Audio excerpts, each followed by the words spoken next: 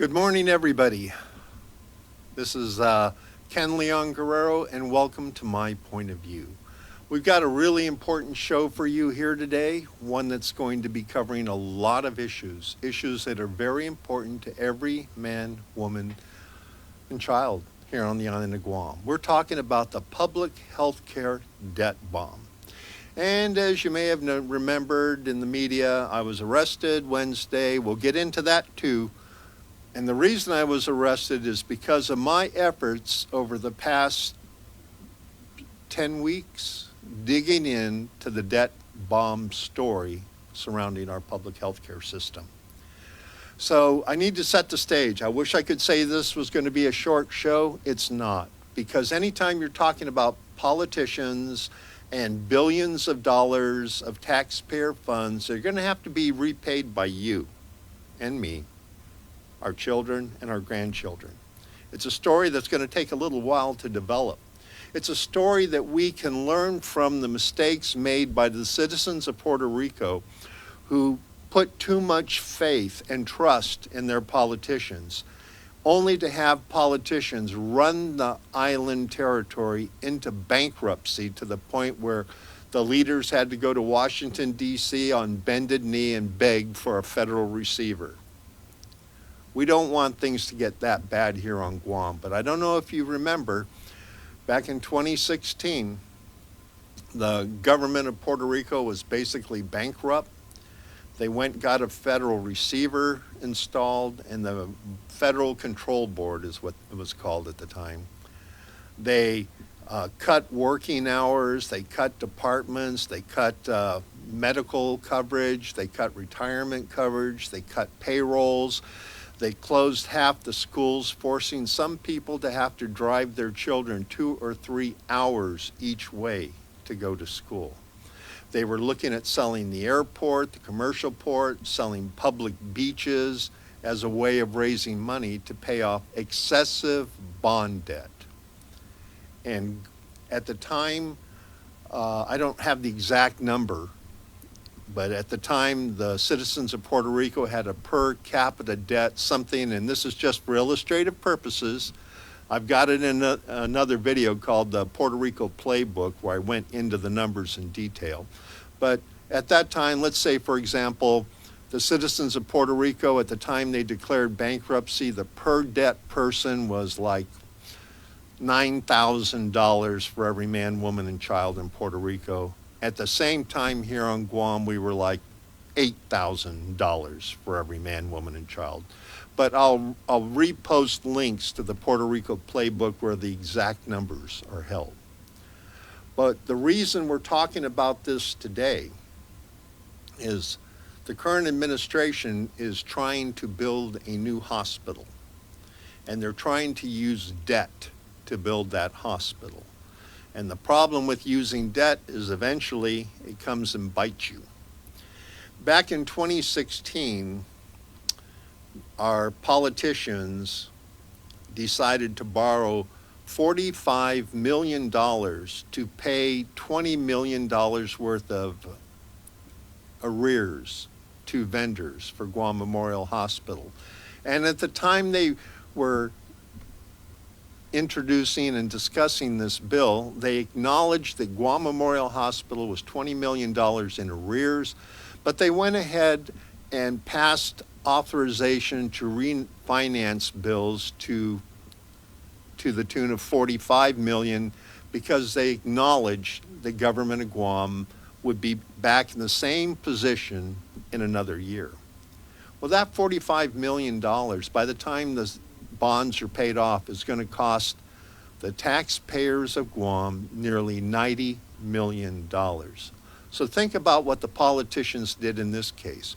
Rather than do things to run the hospital more efficiently, effectively, or transfer funds from other areas of the government to pay the debt to the hospital, they went out and borrowed 2.5 times, well, $25 million more than they needed to pay the arrears. And that's why starting in 2016, I had been trying to get a federal receiver appointed for Guam Memorial Hospital, because I could see even back in 2016, after decades of mismanagement by different administrations, there was no way we were going to run the hospital effectively for the benefit of the people of Guam without a federal receiver to take the politics out.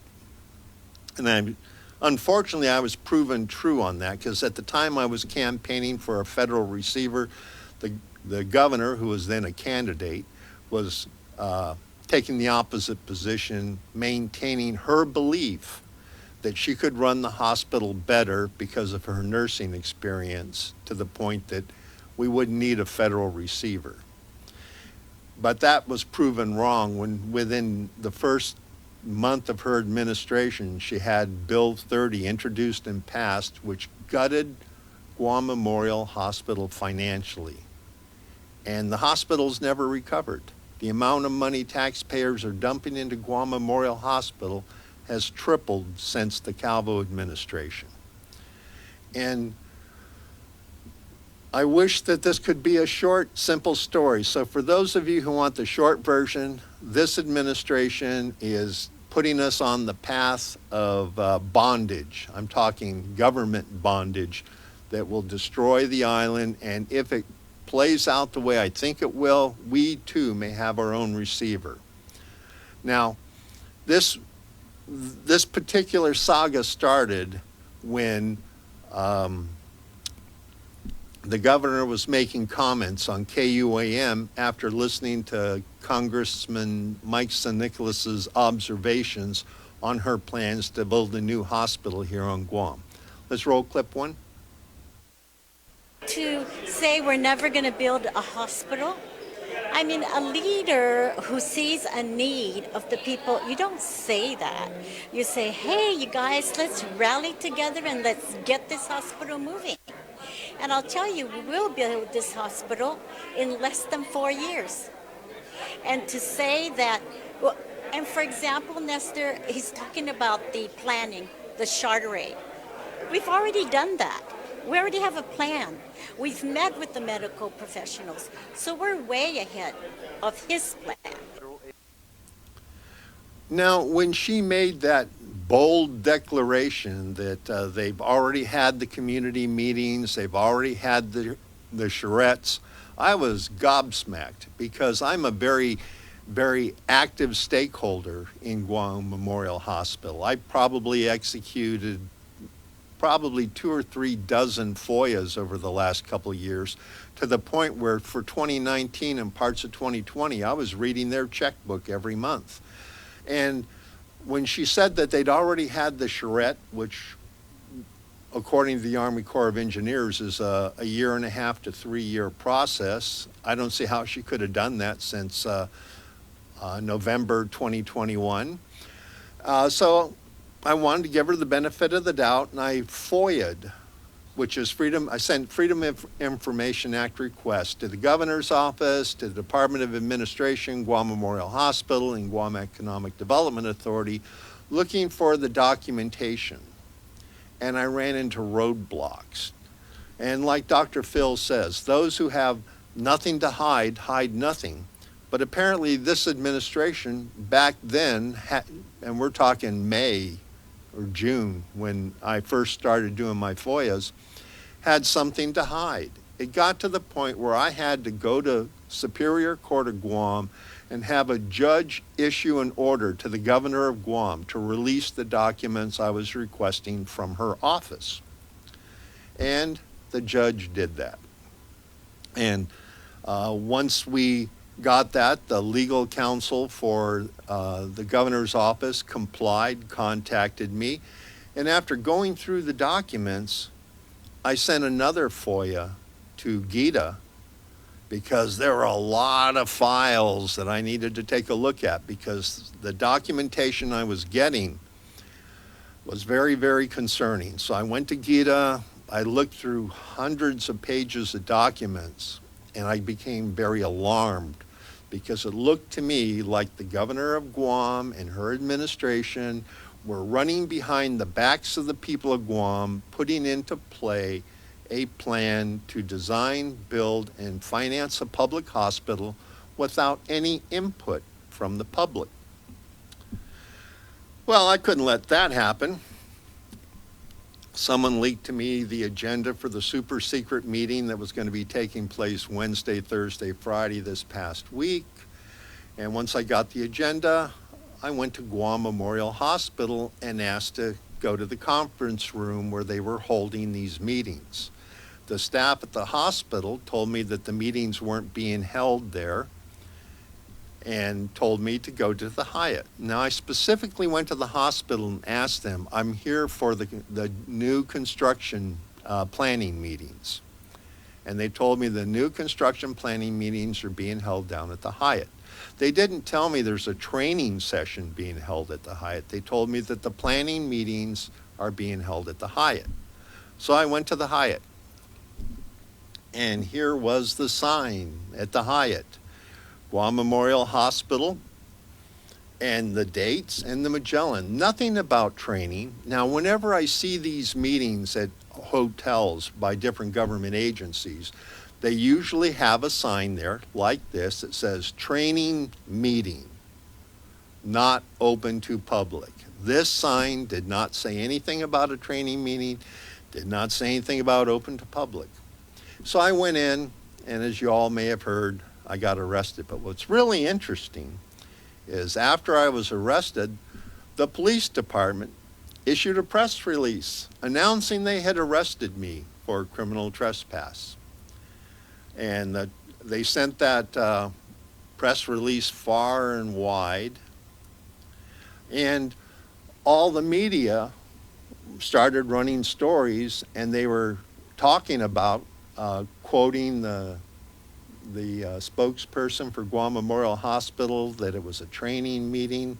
And yet, in the police report, which somehow got leaked onto the internet, there is a line here.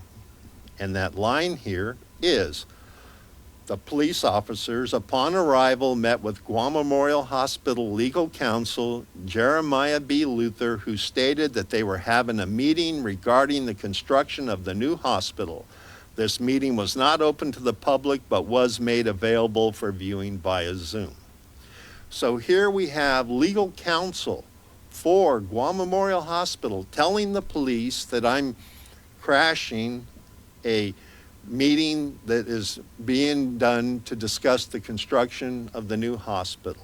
Now, he did tell the police that the meeting was not an open meeting, but anytime there's a public meeting paid for by taxpayers' money under the open government rules, it should be an open meeting except for a few restrictions, which are in the law, but none of them applied here.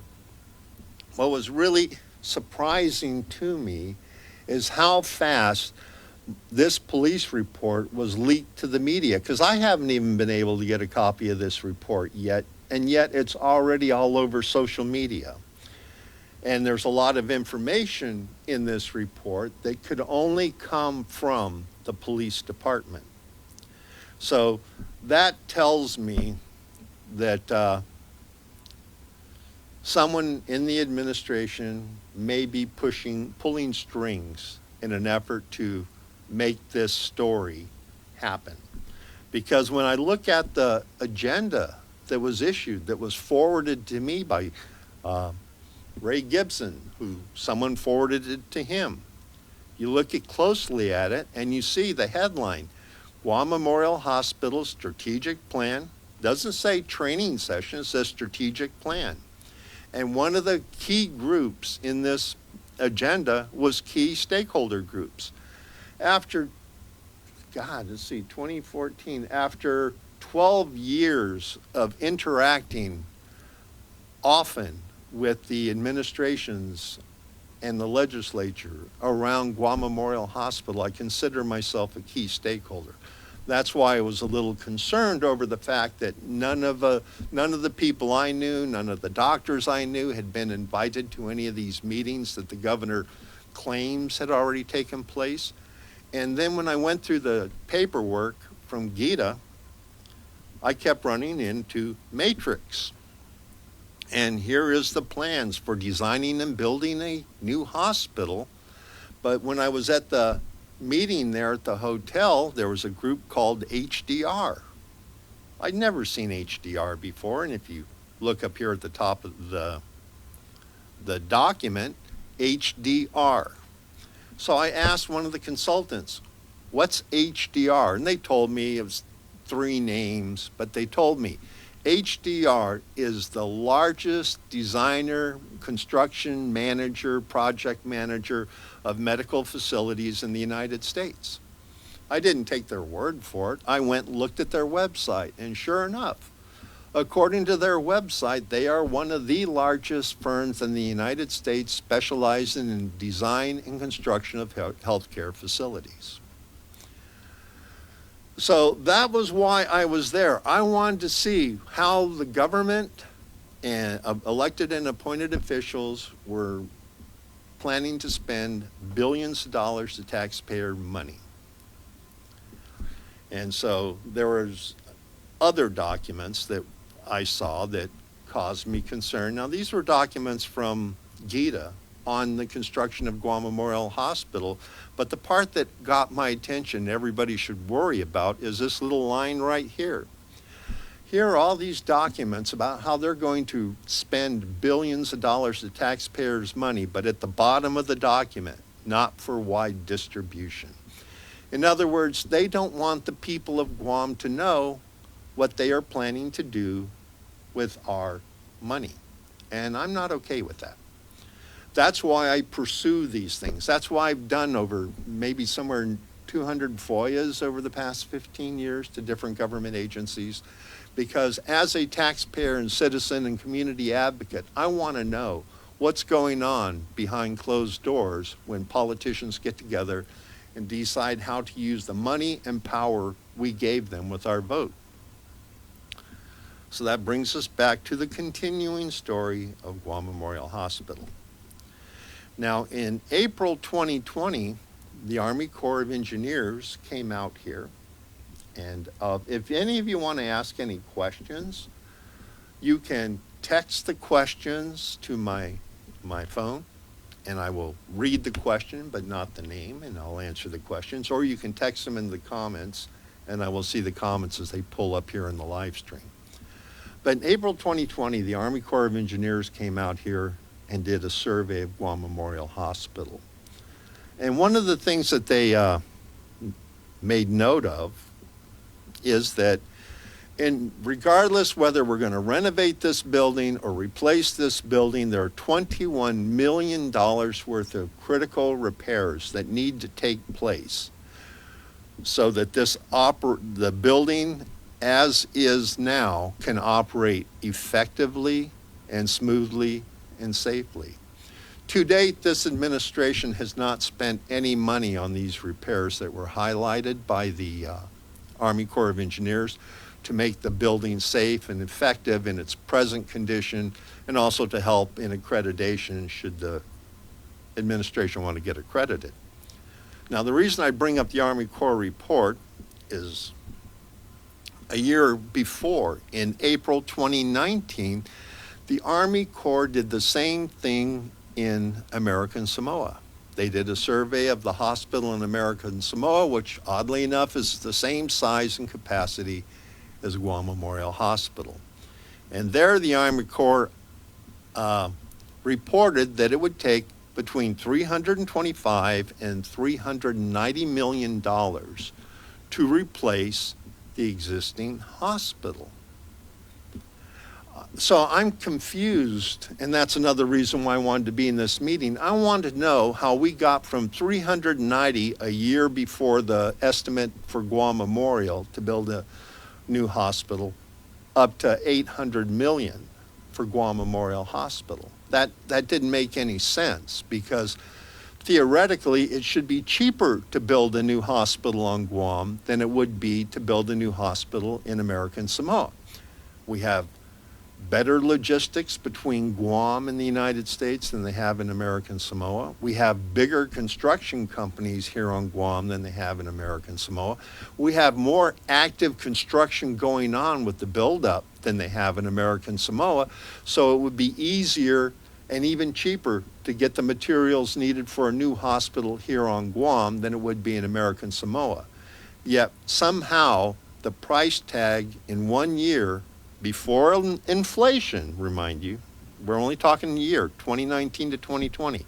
Somehow in that 1 year, the price of the hospital went up by 2.5 times the estimate for a similar facility constructed in a logistically poorer location than Guam. So that number didn't make any sense to me. So I went online and looked at new hospitals, 150 bed range hospitals, to see what it cost to build hospitals in the United States.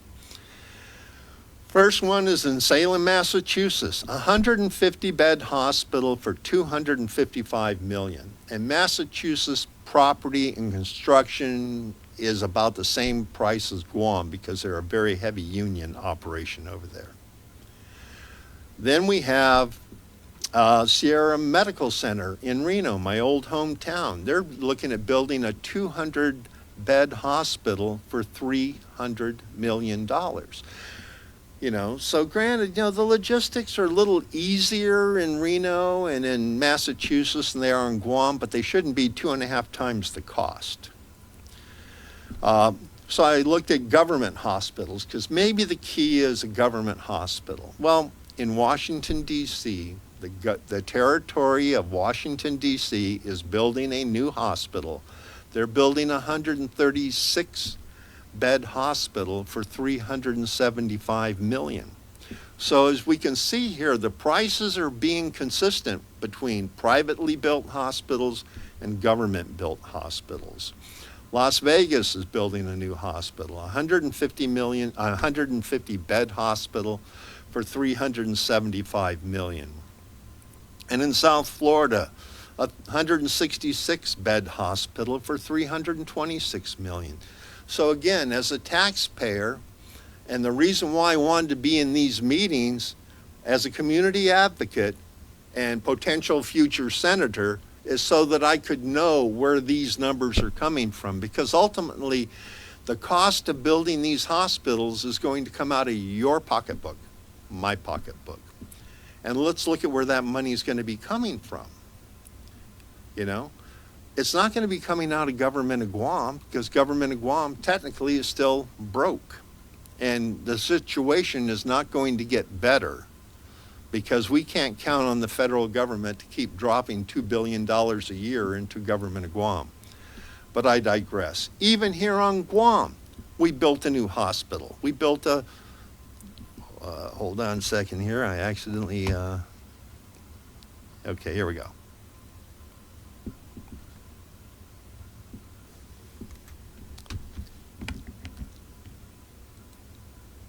There we go. Here on Guam, we built a brand new hospital, a 130-bed hospital for $315 million a few years ago. So it's proof that there is reason for us to be concerned about an $871 million price tag for a hospital, a new hospital here on Guam.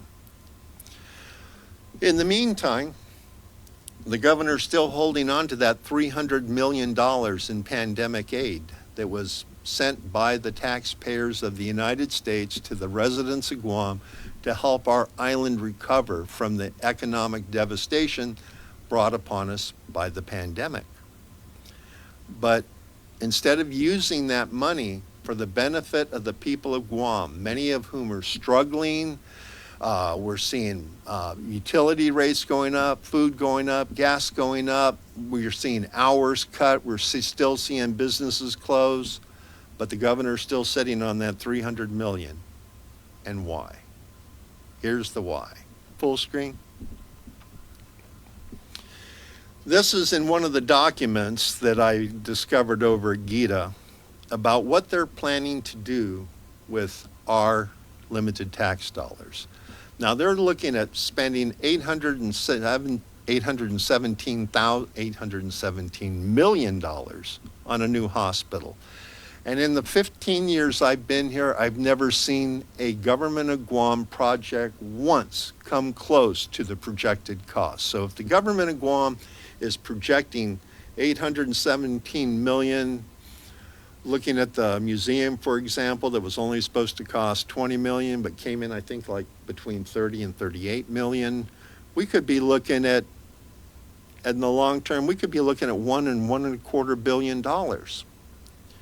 And then they want to lump in a new public health building because they refused to do the maintenance on the old one, and now it's rotting, and they want to move Guam Behavioral Wellness Clinic there. And the other area where I really have an issue is infrastructure and other costs. I mean, if we're going to put that hospital there, we have to be realistic. That's going to require that we improve the roads all the way from Marine Corps Drive in Agana, up Route 8, up Route 10, up Route 15, and Route 15 all the way up to Jigo to improve the roads, to improve the transportation, and we may even have to put a new road from Manilo across the military reservation over to Barragata to provide the kind of access that we need at this location. There's no way that's $50 million. There's no way putting the substations in and the power lines in, the water and sewer into that location. There's no way that can all be done for 50 million. I think we're looking at somewhere between 100 and 150 million might be more accurate, to be honest with you.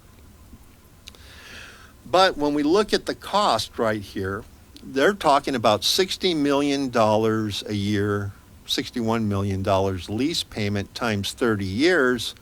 That's $1.9 billion that the taxpayers of Guam are going to have to pay for this building.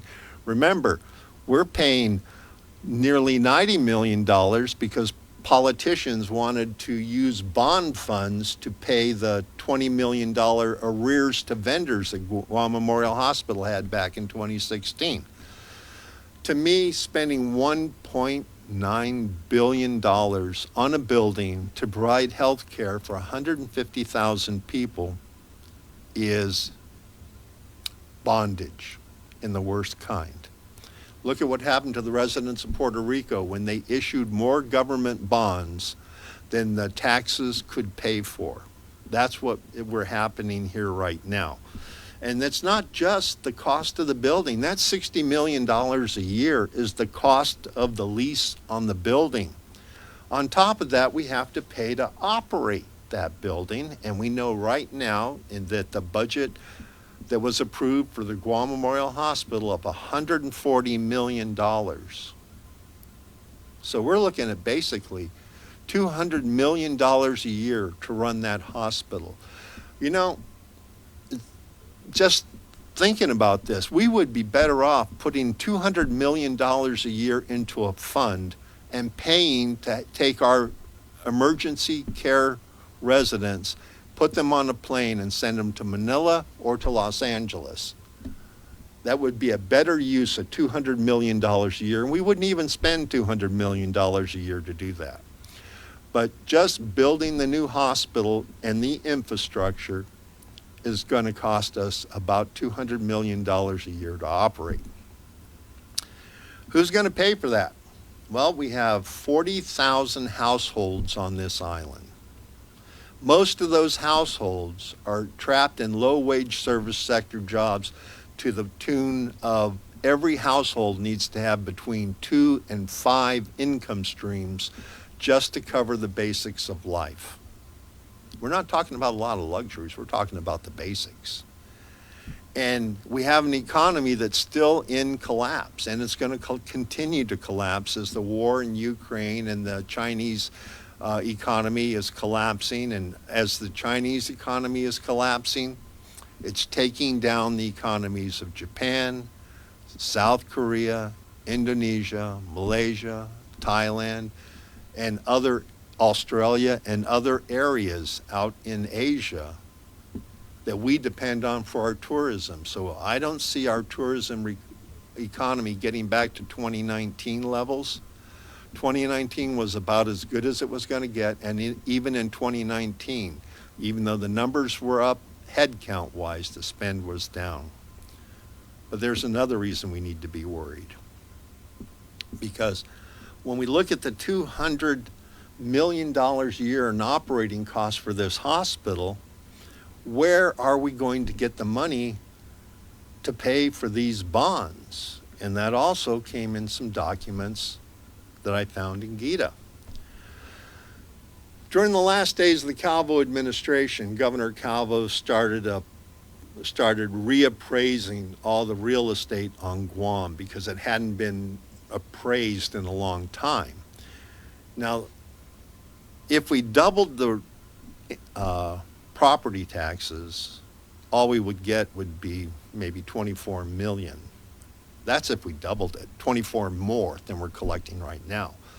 But by reappraising the properties, not only do we collect more tax, but it lifts the borrowing limit.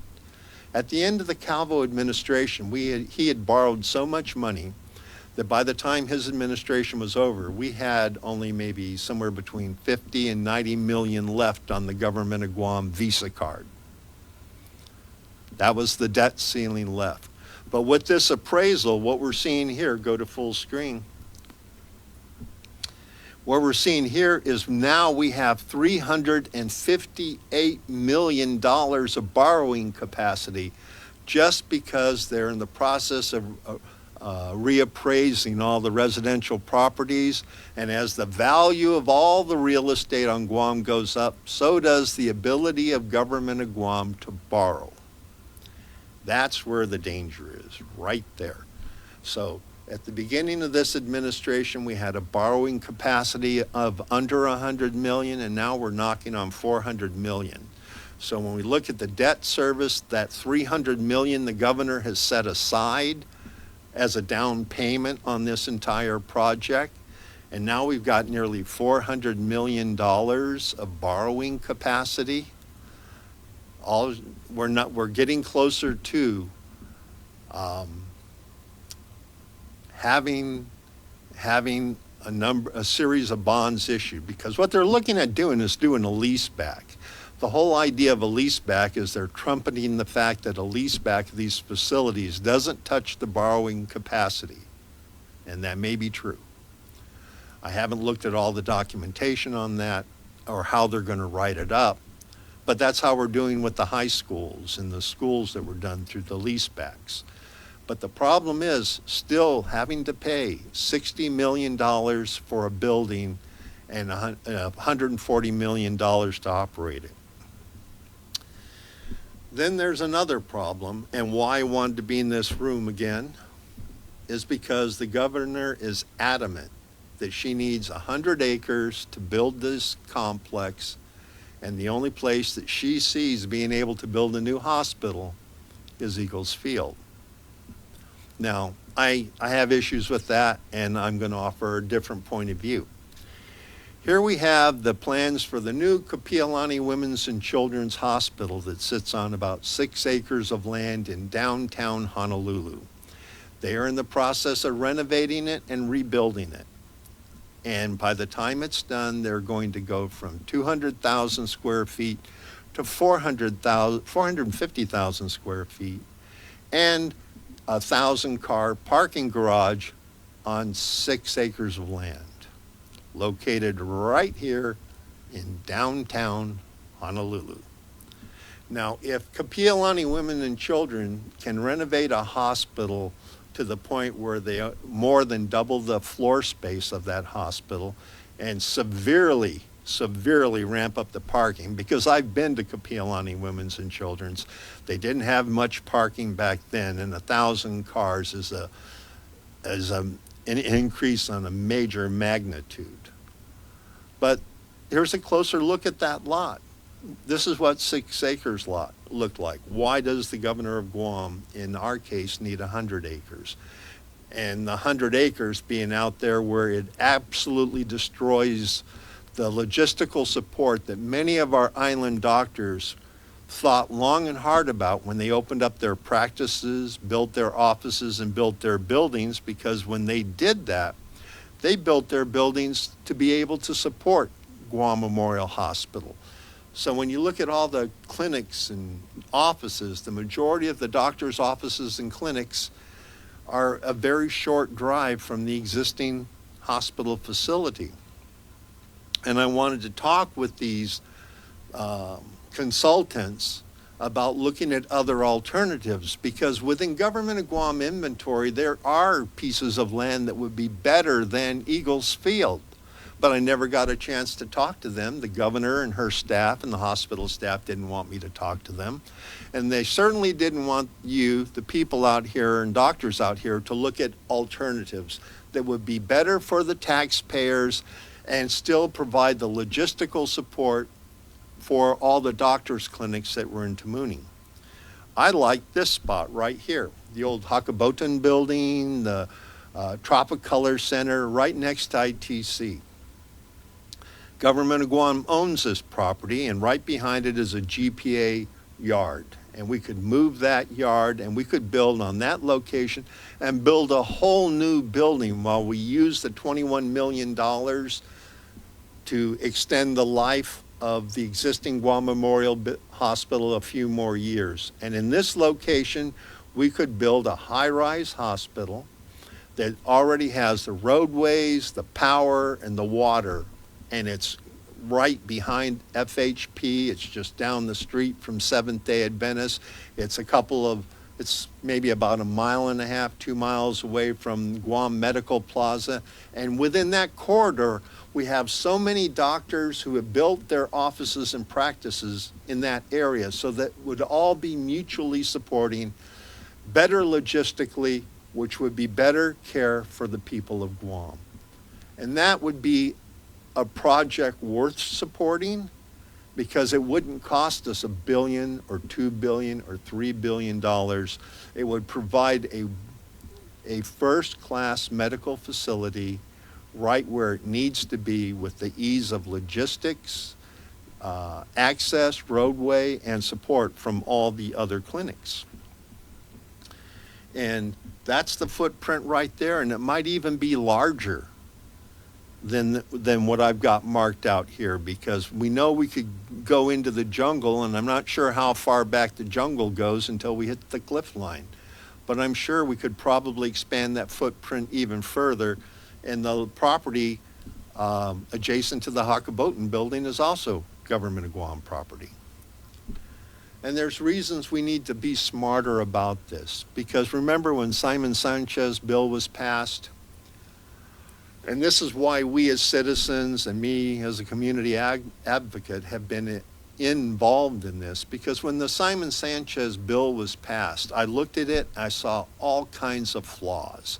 I saw that it could cost taxpayers maybe as much as $150 or $200 million to build a school for about 600 to 800 students, and I didn't think that was a wise use of taxpayer funds. There were so many loopholes in it. I tried to talk to then Speaker Judy Wonpat about closing the loopholes that I saw in the line. She refused to do it.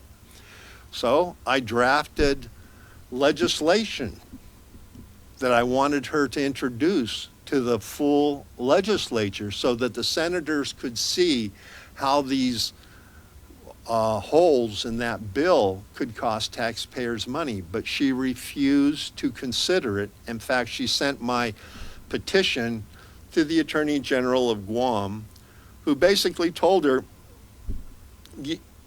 the right to petition is part of the Organic Act, but the government doesn't have to pay any attention to the petition. They have to receive it, but they don't have to do anything about it. And that's the problem I have, that we have here at Government of Guam, and in my own case here, and why I get involved in so many things here, is because our politicians take the people of Guam, the taxpayers of Guam, for granted. Because people here on Guam are so busy trying to keep our noses above water, trying to survive, that they haven't got time to go to these hearings that I go to. That's one of the advantages of being semi-retired. I have the time to go to these meetings that working people don't have the time or ability to go to. And I've been doing it for 15 years. So it's no surprise to Guam Memorial Hospital that I suddenly show up at these meetings. And we, as taxpayers and citizens, need to start holding our politicians accountable, because if we don't, this project could follow the same roadway that Simon Sanchez did. I mean, 10 years later, and they still haven't built the school yet. What do you think is going to happen when we start bidding out the contracts on $1 billion project? There's going to be fighting like crazy, and we'll see maybe 10 or 20 years before we get around to a new Guam Memorial Hospital, if we let the politicians continue to do it the way that they want to do it. And I would like to quote Warren Buffett, who's fond of saying that more money is stolen at pinpoint than at gunpoint. And that's what I'm seeing in the documents that I've received from the FOIAs. In fact, I'm still in the process of doing FOIAs because the legal counsel at Guam Economic Development Authority still doesn't want to release all the documents that I'm asking for, and I may have to go to court again. It's something I'm willing to do because I live here on Guam, I'm a citizen here on Guam, and I'm a taxpayer on Guam. And one of my heroes is Nelson Mandela, who often said, those who refuse to defend their rights won't long have them. And that's why we, as taxpayers and citizens, need to start asking our politicians and government officials hard questions about what they plan to do with our money before they sign on the dotted line and we end up having to send a delegation before the next president of the United States asking to put the government of Guam in a full receivership program. There's a way we can prevent that. We start electing public servants instead of professional politicians. Now, we've got a lot of new faces and a lot of good people running in this election, but we need to have everybody out there who is registered to vote go and vote and start voting hard on the early election opportunity. At the beginning of 2021, we had 49,000 registered voters. We now are up to over 58,000, probably knocking on 60,000 by now. And when more of us vote, politicians start paying attention. When we have a minimal vote turnout that we saw in the primary election, politicians get the mistaken belief that they can ignore us and continue to do what they've always done. Well, I hope that we prove them wrong, because I want everybody to remember to get out there and vote like the future depends on it, your children's future depends on it, and your grandchildren's future depends on it. Because as the residents of Puerto Rico saw, not paying attention to what politicians do behind closed doors, and believe me, at the Hyatt, it's been made very clear they considered that a closed door meeting. It's the people who are going to suffer. I'm Ken Leon-Guerrero, and hold on, let me see if I got any questions that came in. I don't see any questions that have come in at this time, but go ahead and put my number up again. If you want to send me emails with your questions, you can send them to my Yahoo address, or you can text to my cell phone or call me, and we can discuss these issues, because this is an important, we are at a crossroads on a very important decision here right now, and it's something that we as citizens need to get involved in, because as we saw back in 2014, when politicians met behind closed doors, violated open government law, had a super secret meeting, gave themselves massive retroactive pay raises, they proved at that point in time that we as citizens need to do a better job at watching what our politicians do and holding them accountable for their actions. That's how we avoid ending up like Puerto Rico. I'm Ken Leon-Guerrero, and I thank you very much for spending your morning with me. And I'll be back next week with the other shoe, because I wish I could say this was the only part of this story. There's another part of this story that we also have to worry about as taxpayers and citizens, and I'll cover that in my next point of view.